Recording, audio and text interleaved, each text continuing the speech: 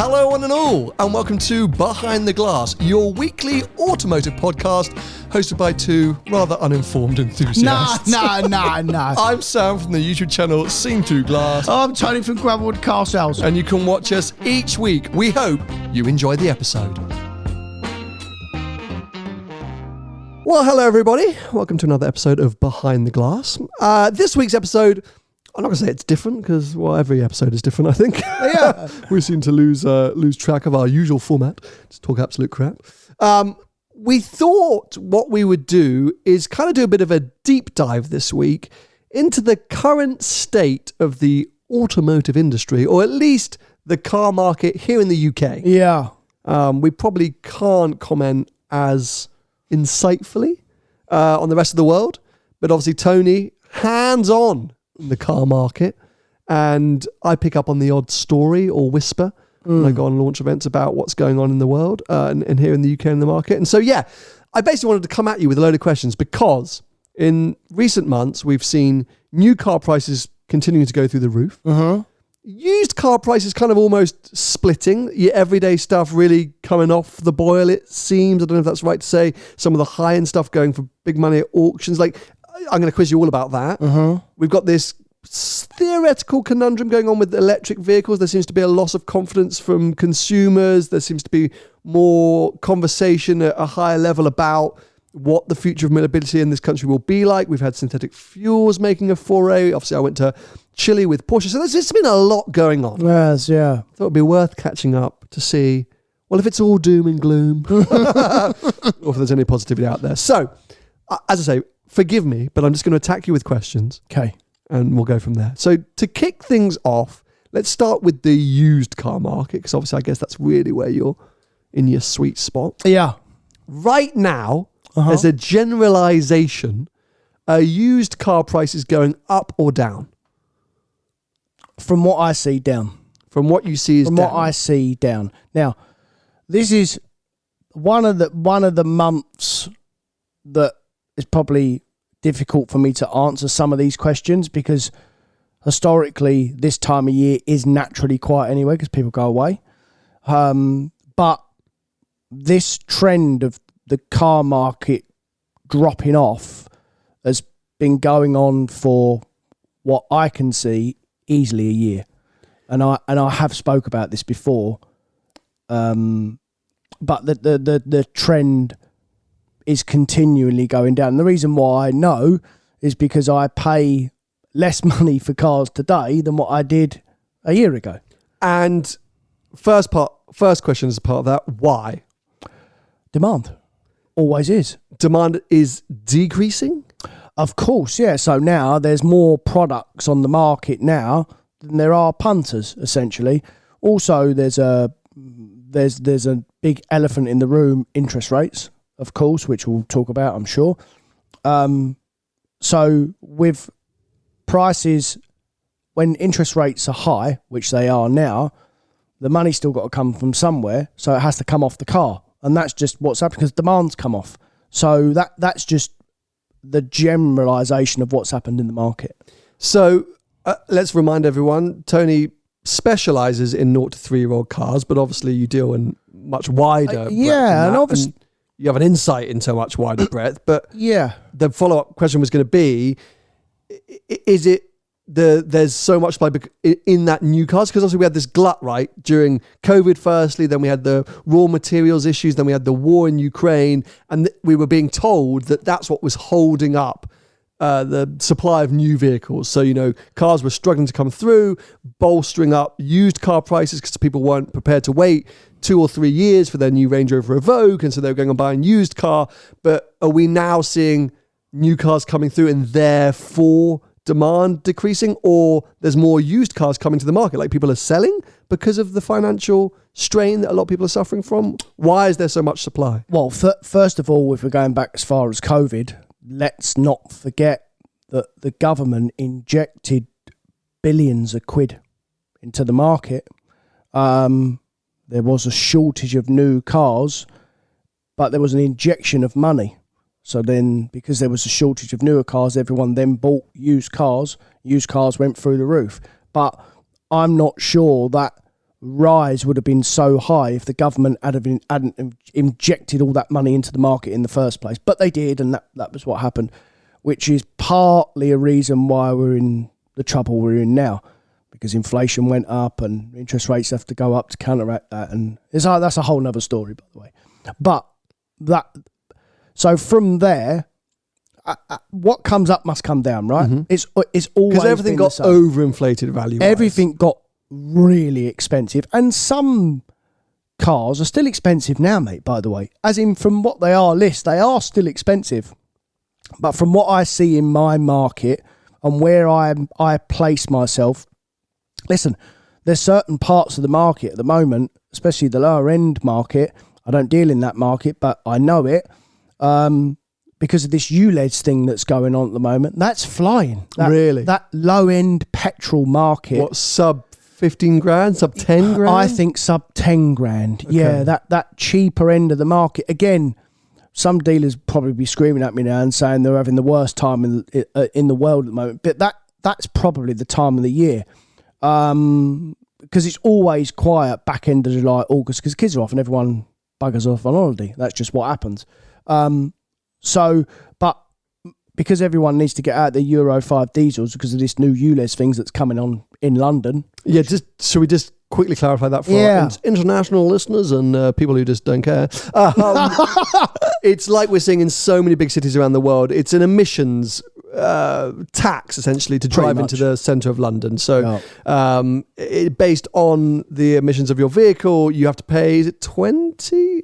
Is it that much? 20? Is it 15 maybe it's quid? 12. Okay, maybe it's 12.50 for the congestion charge, yeah. which was supposed to reduce congestion, and then another 12 or 15 for something. Yeah. So, and where it seems to have really hurt people, it seems to have hurt people who have affordable cars, essentially, like usable, like, if you've got a 1995 diesel whatever, you're the one who's having to pay, while actually a brand new Ferrari has lower emissions. It doesn't quite all add up. But anyway, so a lot of people are being figured out that they have to change their car pretty quick, otherwise be lumped with 20-25 quid a day to drive into the centre of London. And what it all comes down to, and this happened quite a few years ago, the government in general want all our cars on the road, everything on the road, to be around the 10-year-old mark, which is why some cars, they get to 10-year-old, they throw away, because that's how they build them cheap, and it gets 10 years old, throw them away, little 1 litre engine cars.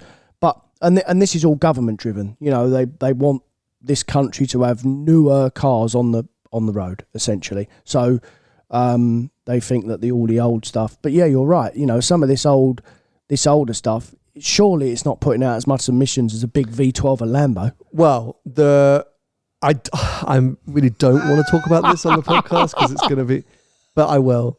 My 360 is ULEZ compliant. I know. I do not have to pay the ULEZ fine for my 20-year-old V8 Ferrari. Yeah. Which makes no sense because wait for my most out-of-touch comment ever on the podcast. My wife's masseuse. Just to clarify, it's a fantastic app called Urban. They haven't paid for this promotion. You can go online, find a masseuse in your area, book them. It was affordable. It was great. It was a way for her to relax. She's been raising a baby for the last 7 months. She deserved it. But it doesn't make me sound... Your wife or the masseuse? Both. It does make me sound very... My wife's masseuse. But she was driving around in maybe a Passat, or I actually can't remember what, but something... A diesel Passat, probably. A diesel Passat, like 2015, 14 or 15, I think she said. It would have been... Anyway. Around something, that. And she's like, I've now been stung with ULEZ, and a lot of my business is within the ULEZ zone. I have to change my car, and I don't know what to do. Yeah. So that's a prime example. Yeah. Meanwhile, I'm looking at my 360, she massages my wife. It doesn't quite add up. So theoretically, that part of the market might be strong, because of that demand. But the sort of market that I think most of our audience are looking at, so everything from a Golf R up to an Aston Martin Vantage, something like that, it seems to be where most of our audience sit. That's the kind of part where 2 years ago, everyone was telling a story of how, oh my God, even I said it, I've owned an X3 for a year and put 12,000 miles on it, and it's worth more than I paid for it. There was this insane big sort of bounce that everyone was freaking out about. It was in all the media. That obviously has been cooling off for a while. Well, that's never happened before, by the way. That was very unique circumstances. I have never known that to happen, obviously. Have the prices come back down to normal, or are they still inflated, but they just dropped off that insanity? But what is normal? The problem is, have they come down to pre-COVID? Not quite, but they should have, because of years have gone by, mate. I mean, we're 4 years on now, so you know some of these cars I can take. Let's take a BMW M2 Comp, because people can relate to that, and I sell a lot of them, so we've always bought them from new. So in 2019, before COVID, we would sell 18-month-old, 2-year-old car with sensible miles, 15,000 miles or something on it, for 40 grand, roughly. They're still roughly that money now. Maybe a little bit more, but they're still roughly that money. What changes the market greatly for the punter is when the demand falls off, which is what's happened, is the dealers have to have more margins in the car because they sit around for longer. Okay. So our liability, obviously, on the product is greater because it's going to sit there for longer. So we need more margin for that reason. So yeah, there's always that period of time from a dealer's point of view, which is what we're holding if we're dealers like us and we buy our stock with banks' money or whatever, we fund our stock with our own money or whatever. When we hold some stock and the market changes, obviously we're stuck holding the baby, which happens for a period of time. But once we replenish, we then buy at the new prices, which has obviously happened by now. Then the customer suffers. Okay. Because that's where used cars in general come from punters, come from you guys. That's where it comes from. So that's what happens in the car market. When things were good in COVID times, we was obviously giving mad money for stuff on shorter margins because the cars were flying out. We wasn't holding them as long. Whereas now, we're still buying the cars. You know, you can still sell your cars. There's still loads of people will still buy cars, but they're still not as strong because the market isn't as strong. So the margins are greater for that reason. Yeah. Okay, so then you mentioned obviously the used cars comes from punters. How much is the insanity that in new car prices therefore also helping to bolster used car prices? Because that's one thing that we have also seen change in the last 18 months, 24 months. Well, the new car prices have gone up, and you never really get the real story of this, but from what I can gather, obviously there's not been as much supply for new cars. So if there's not as much supply, the manufacturers need to put the prices of the car per unit up to still make their money. They've got, as we know, mate, they've got huge overheads, massive sausage factories. They've still got to draw money in, obviously. So it's really interesting in the market because when I have customers come to me, and for instance, I will use the M2 again as an example. I had a customer the other day, and as you know, I all had the new M2 in stock, didn't I? I've sold it now, but I did have it in stock. I didn't have it for very long. And I had a customer that really wanted to buy it, and he had a M2 Comp in stock that he had bought from me about 4 months ago, roughly, and he wanted to upgrade into the new one. Now, because of the price increase for the new one and the interest rate that changed, his payment doubled.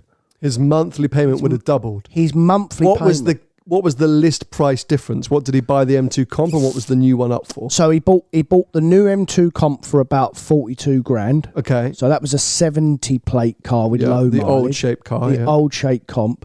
And the new M2 was what I listed it for was 77 or 78. Okay, but it's near enough, damn it, list price. It's a double list price as well. Not quite, but it's not as it's not far off. It's 30 odd grand more, right? Yeah. 35 grand more.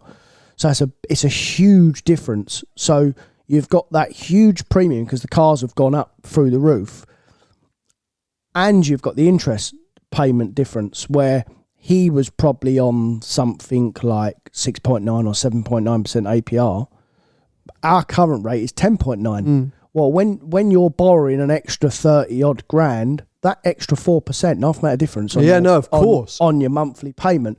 And some people suffer it. Some people just go, well, not in that comparison, as in that's a bad comparison. But some people, what they'll do is they'll come out of a Range Rover, for instance, that they're already paying £600 or £700 a month for, and they'll go into a complete different car, and the monthly payments won't be too much similar. It's a bit more, £100 a month more, whatever, but they'll pay it. But it's them big jumps. That's what's really affecting the market, car for car. When you compare an M2 to the new M2, even when you... Range Rover Sport was an example, wasn't it? I was going to use that nice. as an example. Great minds think alike, Tony. Imminently, because when you think the Range Rover, like a 2020 car, 50 odd grand, the newer shape car is 100. Yeah. There's another story with them as well, by the way, because in London there's a huge problem with Range Rovers at the moment being stolen. So people can't insure them. Like, they genuinely can't insure them. I have customers calling me up saying, Tony, I've had my car a year or 2 years. I've got my insurance renewal. I need to sell it because I can't afford the insurance. Because they're refusing to. Actually, if you live in London, you have a London postcode, a lot of insurance, you just cannot get insured. So that obviously affects the value, because supply and demand, there's loads of Range Rovers hitting the market. They've all got to come down. So there obviously are still some cars as well that are okay. There are some products that are still okay. And like you said, when you go, I think from what I can tell, and this is not my end of the market, but I know people in that end, I think the £500,000 stuff up is still okay. Okay. That's still like... It's a big collector stuff, basically. Yeah, I think that's still okay because people buy it. It's a different way of buying, obviously. But certainly my end of the market, which is predominantly finance, although this year particularly, our finance penetration has come right off. People are finding other ways to fund. Oh, really? Because I was going to ask that. Obviously, that was going to be one of our conversations, is interest rates going through the roof here in the UK. Has that affected the amount of buyers? But it sounds like instead it's affected the way people are buying cars. Because what was the stat? There was something crazy, which was like 98% of used cars or new cars sold in the UK were sold via some kind of finance product, something outrageous. Yeah, I guess I think it depends in what end of the market. I didn't think it was quite that high. I thought it was 80% but that was probably a few years ago I checked, so it might be that high. But in the 12 months leading to 2022, over 2 million cars were bought using finance instruments by consumers in the United Kingdom. The large majority of them were used cars. On the other hand, most of the vehicles purchased by businesses using a loan were new. Here we go. Percentage of car financed. For the previous 4 years, more than 90% of new cars buyers financed their car through dealer-sourced finance. Yeah. That's new cars. Yeah.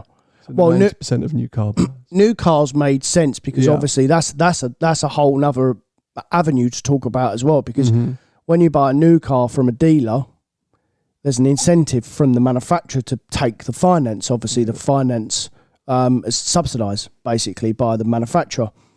Although some of them are being cheeky at the moment, if they've got like a product that's selling, like BMW M car or something, they hike the rates up. It's a bit naughty actually, but so on a product that isn't selling quite as well, they'll put the APR lower, but a product that's of high demand, they put it higher as on a new car. Whereas back in the day, before COVID, if you bought a new car, I mean, if I use BMW as an example, pre-COVID, even probably just after, they're doing 2.9% APR. I mean, now it's 10 times that.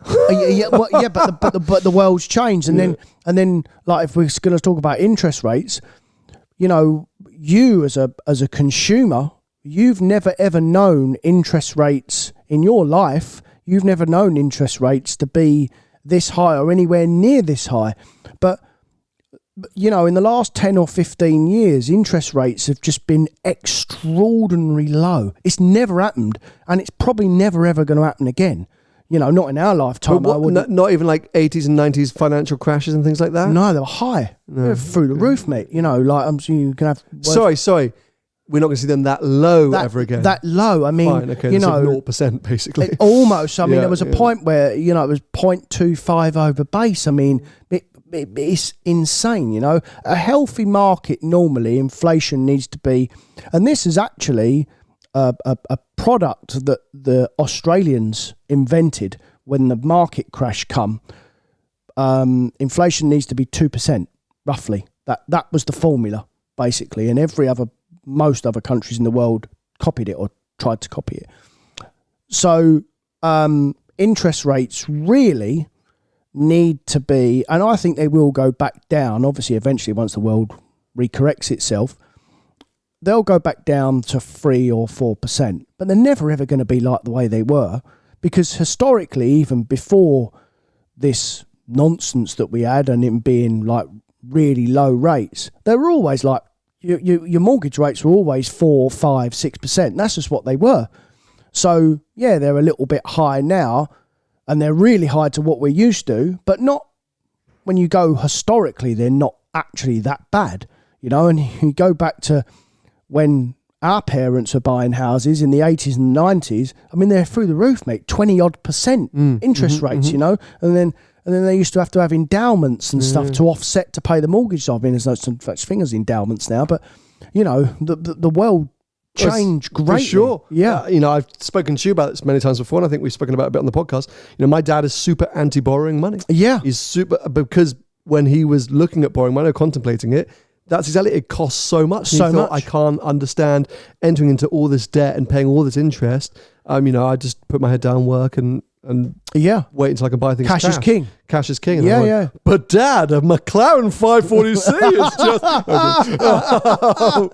But okay, so look, there's an article I brought up here because we're talking about new car prices, and yes, of course, interest rates, global financial pressure, everything like that is contributing to this. But one of the big narratives was raw material costs, availability of raw materials, and the cost of raw materials. Mainly increased or decreased because of the war in Ukraine, but also just in general, we were hearing a lot about this. And there's an article on Autocar saying car prices expected to drop as raw material costs plummet. Correct. Renault is one of the first to act on the falling raw material prices to make its cars cheaper. So we just go on to this a little bit. This is Thierry Piaton, Renault's chief financial officer. Headwinds for raw materials have disappeared. We are going into a period where costs should gradually get better. Now, I asked you this a while ago. How do manufacturers go about this, right? Because last week we talked briefly about the new M5 Touring is likely to be circa 150 grand once spec'd. And many other models, even our own beloved GT3s over the last couple of years have gone up by 20 or 30 grand, or maybe not that much. But anyway, long story short, they've gone up. Yeah. How can a manufacturer reduce the price of a new model, or will they just secretly give lots of discounts at dealer level? No, so what they'll do is, listen, the manufacturers, they're all businesses. They'll keep putting the prices up all the time people are paying it. That's what'll happen. So when people stop paying it, they'll put the prices down. But this is actually alarming for the used car market. When a big manufacturer comes out and says, we're going to start reducing prices of new cars. This is bad. Why? Because they dictate the market. They're going to dictate the market now. So what's happened over the last few years, the general public and us, the used car, has had the power. When they catch up, which was always going to happen, materials and you're right. He's right, because I know a bit about import and export as well. And of course you do. and materials and costs around the world, everything, gas, fuel, has all come down, mate. Like a lot. And when you look at the pound and the dollar, and I keep an eye on all stuff like that, it's come back. It's stronger. So when you look at containers and stuff like that. Well, just to say, I have about 58 friends who this year decided to take their cars to Monterey Car Week. Bastards. And all of them, I was like, they're like, no, it's, well, I was about to say affordable, but the price to ship a car has gone from the extortionate back to the relatively or price as it was. You know, Yeah. I think when we did Drive the World, I think a container ship was $4,000 one way, or $3.5-4,000 one way to America. I think it's at 6.5 or 7. So still a ton of money. Still turn. Yep. So I think I said maybe that was a return journey. Anyway, who cares? Still a ton of money, but at one point it was 20. That's my point. At one point it went up to 20. Correct. It's come back down. So we know them big metal containers. Normally you'd have one of them. They were $20,000 for the container. They're now probably not $2,000. Yeah. You know, they've come right off now. So that's what happens. The world demand has changed. Yeah. So then what happens is when materials become available again widely, which they are, and you've got manufacturers like Renault and all the German manufacturers, they'll go, right, well, we'll rump production up now. But I say, how do they do that in terms of not losing face? Because you know they won't care about that. But genuinely, so will they just literally say, okay, M3 Touring, prime example, right? Yeah. M3 Touring is what list? 86 it starts at, something like Starts at 86, yeah. So will they literally say 2024 M3 Touring now available from $82,000? I'm not quite sure how they'll do it. They'll probably still keep the prices the same and then do a load of money off the car. Yeah, so discounts at dealer level. Yeah, so they won't discount it probably from list level. Yeah, so you're going there, so we can actually give you $10,000 off this car. Whatever, yeah. Bentley style. Yeah, and then what it then becomes, it becomes a manufacturer contribution. Because you've got manufacturer contribution and dealer contribution. So all what's been happening recently has all been dealer. There's been no real unless a manufacturer's got a car firmly ridged up its backside, then they'll do a contribution.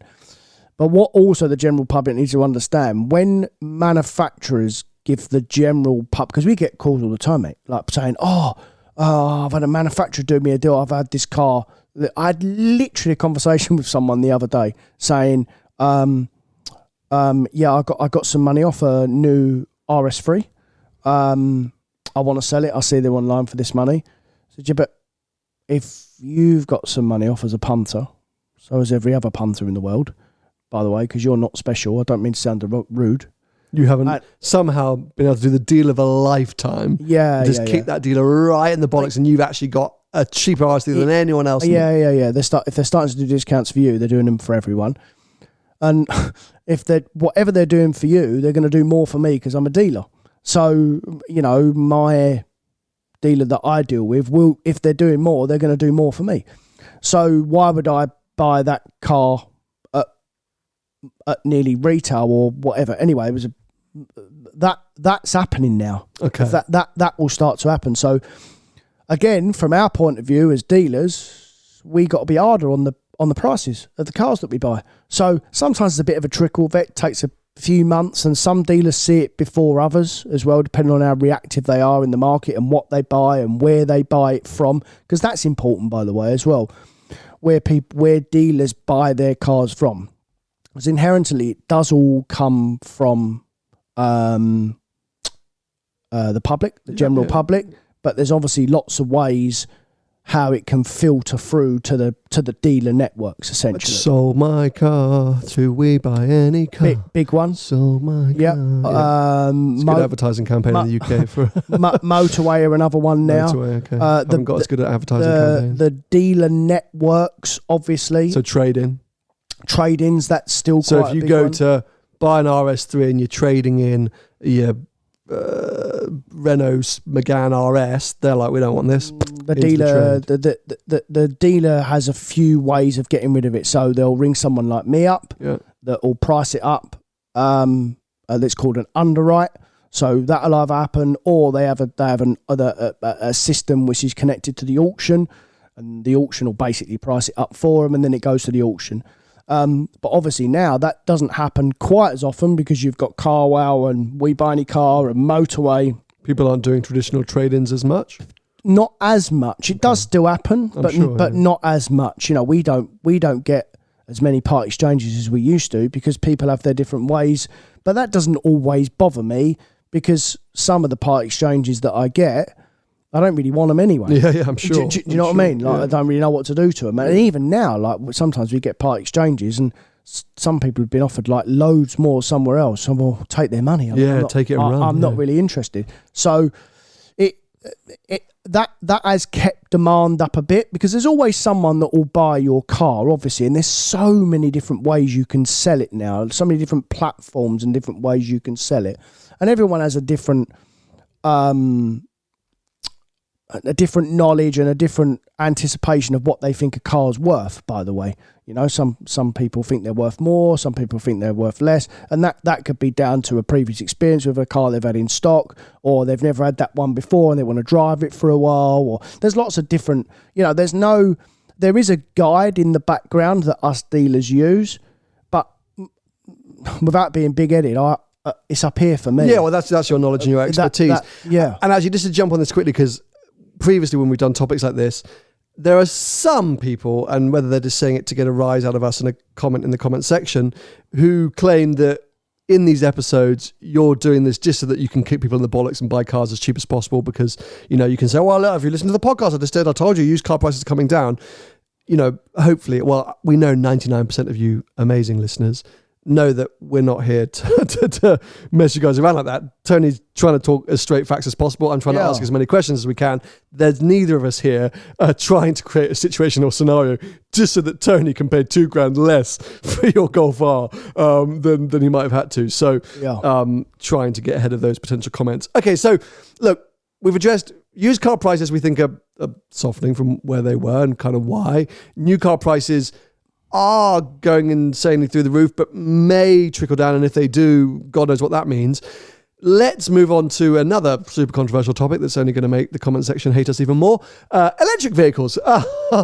Because lots has been happening in the last 12 months with electric vehicles. And I think there has definitely been a more open conversation about how viable electric cars are on a big scale sort of situation, and that obviously inherently affects values. And we've touched on before that there are lots of electric cars coming to the market that they seem very hard to shift, and they seem to lose a lot of money pretty quickly. On top of that, they're also very expensive to finance. I've not hidden at all from the fact that I've been looking at and considering a few electric vehicles recently with the change up in cars in my garage. I thought having a little electric run around for London would be great, but for example, electric Abarth, 500 odd quid a month to finance or lease compared to 200 quid for a combustion engine Abarth. And that goes across the board. We know that if you bought a 4-year-old used Tesla Model 3, it wouldn't be anywhere near that money. It'd probably be cheaper. Yes. Right? Because to be fair to EVs, and this is all because of demand, because no matter, you know, how many times we spoke about it on the podcast before, they're not for everyone, as we know. And the demand has really dropped off for them. Mm-hmm. So if demand drops, and it's the same with combustion cars. It's exactly the same. It's no different. If a certain model combustion car drops off, like I give you an example earlier on about the Range Rover, they've come off because demand's come off. And EVs are the same. The problem is with the EVs, the government is insistent that we all go and buy them. Mm-hmm. But us as consumers don't have the confidence, and as new vehicles, they are still expensive. I've seen a huge drop off in EVs because I get offered them all the time. I don't buy them, but honestly, mate, I get offered them every single day, and they've really come off to the point where actually they're not bad value now. Well, but you say this because, as I say, I've been actively shopping. Yeah. And obviously Taycan is obviously the route that both of us would go in a heartbeat. And you look at a new Taycan, you go, that's a joke. Like, no, thank you. But there are Taycan GTSs, Cross Turismo Performance 4s, 4Ss that are 85 grand now, 90 grand. Some GTSs at 95 to 100 grand. Okay, it's still all the money, but it's not 180, which some of them were when spec'd up. And it makes a difference between 2.5 to 3 grand a month down to 1,200 or 1,300 quid a month. Yeah. And I said the more standard BMW i4s, theoretically good value too. But where I inherently get nervous is, do you want to buy a cheap used Taycan at 85, 90 grand, put another 5,000, 6,000 miles on it in 18 months, try and sell it?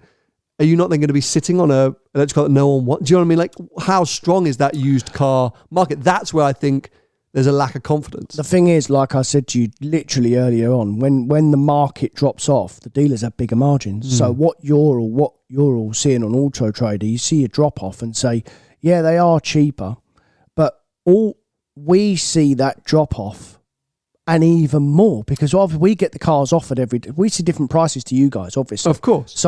So every day we get offered cars. All of us get offered cars, and every day we get offered them, they're cheaper and cheaper and cheaper because you keep getting offered them. Yeah. So that's why I say you're not going to see what we see for probably 3 to 6 months, but they're coming. It's coming back down. But that's what I mean. So if I, as a consumer, go out and buy what I think is a cheaper Taycan at 90 grand, and then I think in 18 months' time, okay, cool, I've had my experience, I want to change it up. Not bashing EVs, I change my cars every 12 to 18 months. That's just what I do. You're going to blow a load of money. In it, I will literally probably be going, oh, I've lost 30 grand on this car, and can I get rid of it? Because you're saying no to EVs. I speak regularly to 3 or 4 other dealers in the UK for work, and they are all turning EVs away. Correct. There are EV specialists out there, but most independent performance or enthusiast car dealerships are turning away EVs because of what you just said, that they sit on a forecourt and lose money. But again, we are dealers, and they've all got a value. So what happens is we all need to find that value. Yeah. So what happens? It always starts with the desperation first, where people, they just got to get out of them. Yeah. So the dealers, rightly or wrongly, kick them in the balls, because don't forget, we take the liability, mate. Of course. We're taking the liability, so we're entitled to a margin. You're a business, not an individual. Of course, yeah, we're a business, so we have to, and we win some, we lose some, but from what we see tracking on the markets and stuff and how things work, and it's the same in combustion cars, but because there's still a huge demand, or the demand for combustion cars is still a lot greater than EVs, the margins aren't quite as big, but the margins in used EVs at the moment are quite high because they are just sitting around. Now, you can have 20 grand in a car, 30 grand. You can have whatever you like in a car. Can you find me a 70 grand Taycan? No problem, probably. Game on. But wait a minute. But I got really excited. The margin doesn't matter. What matters is what you sell it for. Yeah. Because you can buy it at what you think is cheap and put it up for moon money if you want. If you don't sell it, you ain't made no money, have you? Yeah. So this is the problem. That's what your margin's for. And as the market comes down, your margin gets shortened to the point where someone like you, and the market's really changed, mate, like especially even pre-COVID, but it's really changed greatly. I cannot tell you how many times people just sit and look at the market for 4-6 weeks before they pull the trigger and buy a car. Whereas, some people just go on and go, right, I'll have that, really impulsive. But some people in some cars, especially when times are hard and what's going on now, they sit and just look. Yeah, keep an eye on things. I can't tell you the amount of times where I've had a car in stock, and again, it's not unusual for us as dealers sometimes for had cars in stock 4, 6, 8 months. It happens, right? You can't odds it. Soon as you sell the car, you get 3 or 4 people ring on you. Why is that? It's because they've seen it come off sale and they've been watching it for a period of time, waiting for me to reduce it or waiting for all the others to reduce it, and they've missed the car because someone else pulled the trigger first. That happens all the time. And you didn't think that used to happen? It did happen, but it happens more now. Because when the market's quieter, whereas in the COVID times, it was the other way around. So we had the power. The dealers had the power. And probably for the first time since I've been doing this job, that the dealer has had the power. Because in general, the consumer has the power because the dealer wants to sell the car. I mean, it all depends what car you sell as well, by the way, because I'm always fairly hard with my prices because we're an internet business and, our prices are competitive. And if you can't buy a car for less money than why are you calling me up? You've seen me before. If you can buy a car for less money. Yeah. Why are you calling me? So, that's how we behave. But some dealers will put cars up at huge money, more money, and just sit and wait. They got no, it all depends on the business, Sure, yeah. And how they perform. So everyone's different. Yeah. Well, again, to go back to the lovely auto car, a couple of interesting articles here just on this EV topic. So, first one, used EV values could collapse due to fleet dumping. So their subtitle is Weak Consumer Confidence, Heavy Depreciation and Oversupply Torture an Already Struggling Market. So what we're hearing or seeing is obviously a lot of new EVs when they launched, like Taycan is a prime example. People took 2 or 3 year lease deals, especially corp companies, because of the tax breaks and incentives there. Those are coming to an end and the cars are now coming to the market. So I think on last checking, there were over 500 Taycans on market, for example. I think we spoke about Audi e-trons being a sufferer of that. Tesla, obviously, one of the biggest makers and success stories in the EV market. So there's always going to be lots of them. But so they're predicting Autocar in this article that as we get even more of these leasing deals coming to the end, or fleet cars coming to the market, things are going to do it. So on the surface, recent new car registration figures paint a positive picture. EVs were up 39.4% year on year in June and 32% year to date. However, dig deeper and the figures reveal that business and fleet registrations accounted for almost 79% of total number of EVs registered. And the proportion of that has been increasing as private buyers continue to favour petrol and hybrid cars. So yeah, that's why they're saying that suddenly you're going to get these insane. But this has always happened, by the way, for fleet cars. But is the point they're not making that it's specifically potentially damaging for electric vehicles because of the percentage of electric vehicles are going to the market's not going to crash. I mean, it won't crash, mate. There'll always be a point. There'll be a point where they'll just find the level. Yeah. Like, they just haven't found the level. The market won't collapse. So you're not going to buy an 80 grand Taycan and then in 2 years it's going to be 10 grand. That won't happen. No, but it might be worth 50. It might be. It might. It probably. It's not that it might be. It probably will be. Yeah. But I remember big full-size Range Rovers that were 90 grand, and after 2 years they were 50. Yeah, fair. This is not depreciation is not a new thing. It's not a new thing, It's just people have such short memories of what it was like pre-COVID. We've lived in this bubble for 2 or 3 years, this inflated bubble of what's gone on in the world. And what's happening now, when we said this 2 years ago, it's having a correction.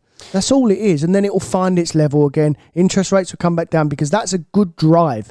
Finance, PCPs and finance and banks saved our industry because they enabled people to get into new cars on a monthly payment. And as we said, 90% of people go into cars on a monthly payment. But at the moment, we're in a cost of living crisis. Not in a recession, we're in a cost of living crisis. So, but everything is coming back down. Food is coming back down. Fuel is coming back down. Electric, gas is all coming back down. So inflation will start to come back down. And as well, I'll tell you another thing as well.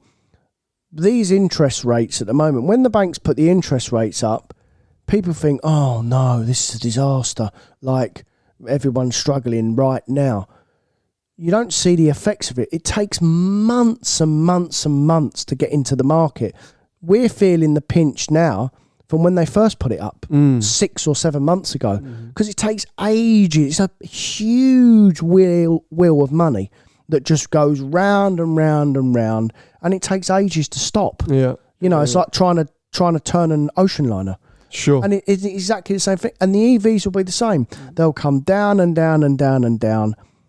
You're right. The fleets will dump them. The reason why the fleets are dumping them is because no one's hiring them. Sure. So they're sitting on their books.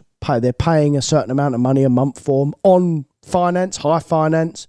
They're not renting them out. They're not leasing them out. So we've got to dump them. So all what's going to happen is unfortunately short term, if you own an EV or if you own anything, you're going to take some pain if you want to come out of it early. Yeah. If you do the whole term, it's not your problem, it's the bank's problem. Yeah. And that's why it won't collapse, because the banks, in general, like we said, 90% of cars are financed through a bank. And if you have a PCP product, you're safe. You just can't come out your car. Or you can come out your car, but you're going to suffer some pain. You're going to have to write a cheque to come out. Sure. But at the end of the day, the worst that will happen is that you come to the end of your agreement and just give your car back to the bank. Yeah, walk that's away. That's the liability. What PCP is all about. That's what it's all about. Yeah.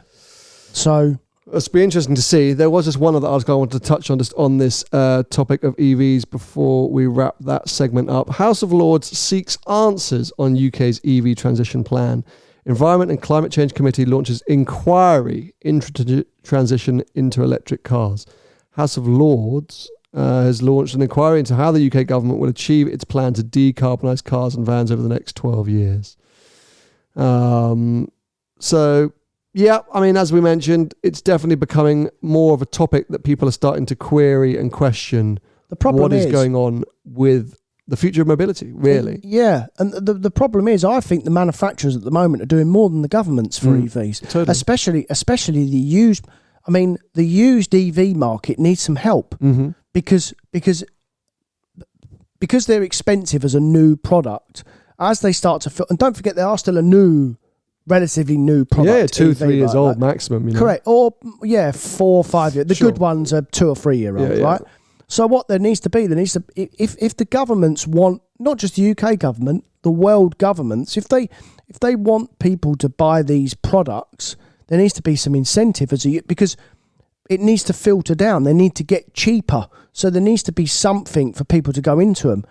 And then there needs to be the confidence thing as well, because that's a huge thing. There's no confidence at the moment. And this has happened before with combustion cars as well, by the way. Sure. This isn't just happened to EVs. And well, you know, we've spoken about, like, take McLarens, take Maseratis, take so many of the prestige or premium cars. You think, oh, I'd love one of those, but I couldn't suffer the 100 grand depreciation. You know, Bentley Continental GTs. Oh, I'd love one. You know, hey, some even people don't Audi care, RS6s. You know, blah blah blah. There's as you say, it's not unique to EVs, but I think the lack of confidence is definitely something in that. And I said, that's what's holding me back when I get there and I think, oh, that'd be great. And I'm like, but realistically, I only ever keep my cars for 12 or 18 months, my dailies. So where am I going to be in that time? That's what makes me nervous. And that's what they mean by that. I think the lack of confidence. Yeah. Okay, so final topic, just because everyone loves to ask it, and I know the answer, and I'll happily support you and agree with you on the answer. Are there still investment opportunities, modern classic, are there still cars to buy as investments in this market? Always. That's never ever changed, mate. There will always be cars that are gems. That will never ever change. No matter high market, low market, there's always cars out there that are good news. Always. There's just not enough of them. There's not, and I think that's what shifted. Is before it felt like everything was good news. If you just had any car that was even an interesting paint color or a low mileage, didn't matter if it could be a Fiat Panda flying. Where now it's back to before, where it's gone back to normal. Yeah, there's a bit of luck involved, also a bit of knowledge, a bit of expertise, finding and buying the right car, but. Absolutely. I mean, we are not. I think if we could sit here and tell you the 5 cars that are going to go up in value over the next 5 years, we wouldn't be here telling you. We'd be out buying them. Yeah. I've already called the SLR McLaren though. But so I think there is still light at the end of the tunnel. I think it is, I say, back to being it feels like a bit more of a traditional used car market. I think the new car market's a bit scary at the moment. Combustion engine and electric vehicle prices through the roof, it feels like. Buying a new car right now feels insanely expensive. But can I just say something? Can I just tell you something? Yeah. In general, which is why the used car market is one of the biggest markets, in general, you are always safer in a used car than a new car. Of course. You're always going to lose less money in a used car than a new car. So that's never changed, by the way. No, but and I with you there, and I think a lot of people think that, and I think most people are like, why on earth will I buy a new car? Just wait and buy a used car. I totally get that, but as a dreamer, there were cars that you could look at and be like, one day I'd like to just walk in and go, I'll have one of those and spec it up and price it up, and that'll all be lovely. That's still happening. And there were cars but so many new cars now feel overpriced. They don't feel affordable. Take even that M2, take RS3s, take hot hatches, the more affordable end of the performance car market. So I'm not talking about sports and supercars, but your previous circa 50 grand cars are all now 75 or 80. Different customer though. So what happens then? Wait one moment. Yeah. Because stick with the same customer, which might have been me. Because 4 or 5 years ago, I might got to a point in my life where I thought, you know what, screw it, I'm going to sell the GT3 and I'm just going to spec the tits off V6 F-Type or, whatever. I don't know. I'm just saying, like, there were cars that I thought I could go and buy that new and just go all in. There are so few new cars today that I think seem like a value proposition. All of them, I'm like, I'll just wait a year.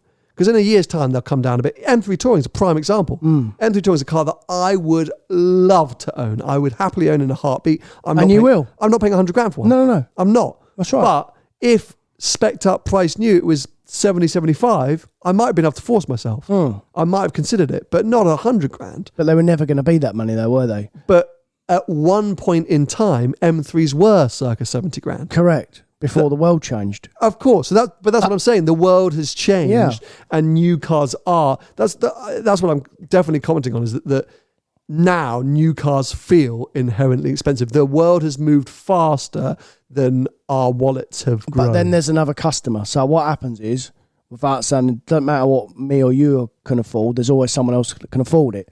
So the problem is, at the moment, no one's not got any money. They're just not spending it. That's what's happening. There's a lot of people that haven't got any money, but when you're talking at that end of the market, people have still got money, mate. They're just not spending it because there's a confidence problem at the moment. There's what's going to happen in 6 months' time.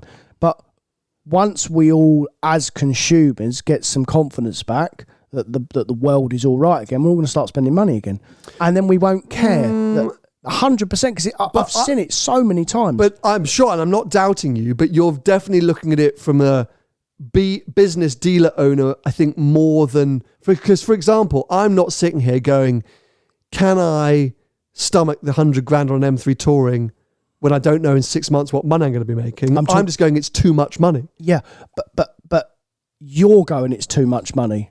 There's another man beside me that's saying he's got the money. But he is just holding tight for the moment. Because he was probably wanting an 150 grand M5 Touring. Maybe. Yeah. But that's what I'm saying. What happens is just another person for the car. Whether they come from up or down, there's another person for the car. You just need to find your level again. And that's what's happening. We're all having a big correction. And don't forget, mate. But it's not, you don't think it's new car prices that are to blame. You think it's the global financial situation that people are in is to blame. Yeah, because it's a bit of both. Yeah. It's a bit of both, to be fair. I think it's a bit of both. And that's why it's all come to a head at the moment. If the market was booming and everything was, people wouldn't give a damn. Yeah, because that's exactly it. Because if you're feeling the squeeze, you're not thinking about buying a 100 grand M3 Touring or let's think of something a bit more affordably priced. What's the latest? I had to look at the Mini John Cooper Works, 40 grand spec'd up. Yeah. Insane. So, let's say you're looking down at a hot hatch, if you're feeling the pinch and things are tight and you're struggling a bit, you're not thinking about buying a 40 grand Mini John Cooper Works. No. My point buy being, 25 grand I-30N. I-20N. But even then, I think you're thinking going, that's a lot of money for a Hyundai i20N. Do you know what I mean? Like, I think the new car prices are more aggressive than just the pinch. Because if you're feeling the pinch, you're not thinking about buying a car at all. Well, that's not technically true, because it all depends on what spectrum you're talking. I mean, there's, let's not forget, there's poor people that can't afford to eat. Yeah, 100%. Luckily, we're not in that spectrum. Let's not forget my wife's masseuse. Yeah, no, it's true. Well, if she gets paid very well, by the way. No, she won't get paid a lot at all. If she's doing fine. She's doing fine. Poor woman. She's probably waiting for peanut. You probably said a shout out to try and get for free. It's very tight to the time. Yeah. But that's what I'm saying. Like, people that have money at the moment, most of the time, they haven't just not got it anymore. They're just being more careful with it. Yeah, no, we are distinctly out of touch, or I am distinctly out of touch. You have a much better view of the market and people's situations and what's going on, and an understanding for how people are using and spending their money. I come at it from a very niche and specific situation, which is my situation. I don't get a look in at what everyone else is doing. But yeah, from where I sit, that's what I notice. I notice more so, of course, the other situations of my mortgage going through the roof and my gas bills flying by. But if I'm looking at a new car, I go, holy crap, that is way more than I ever thought an M3 Touring would have been, for example. Fair. So, well, anyway, I mean, yeah, it's oh, I took a too big a breath and dried my throat out. Wow. Trying to summarise and I nearly Done yourself in. suffocated, yeah. Suffocated. I must call my wife's masseuse. Anyway, I think we'll draw it there. There's going to be a lot of thought and opinion, I can guarantee, in the comment section. We are always open to hearing your thoughts. There'll be people who disagree with everything we've said, and we love that you're here and you listen and you disagree with what we say. But I found it fascinating. I found it interesting to say lots has changed and lots has happened. And I had lots of questions. So thank you, Tony, for your insight. If you want to keep abreast of anything that we're getting up to or the insane plummeting values of some of Tony's stock, follow Tony. Yeah, you think yourself lucky. You've only got one car losing money. I've got 40. You can follow him at Tony Grohl with car sales on most social media platforms. And you can follow me at Seen Through Glass on most social media platforms. Is it the live show next week or have we got one more week before the first live show? Hold on. I've lost my... When are we going away? I've lost my... Well, I don't know when this is going out. We'll be back with you next week. See you then. Bye-bye. See ya.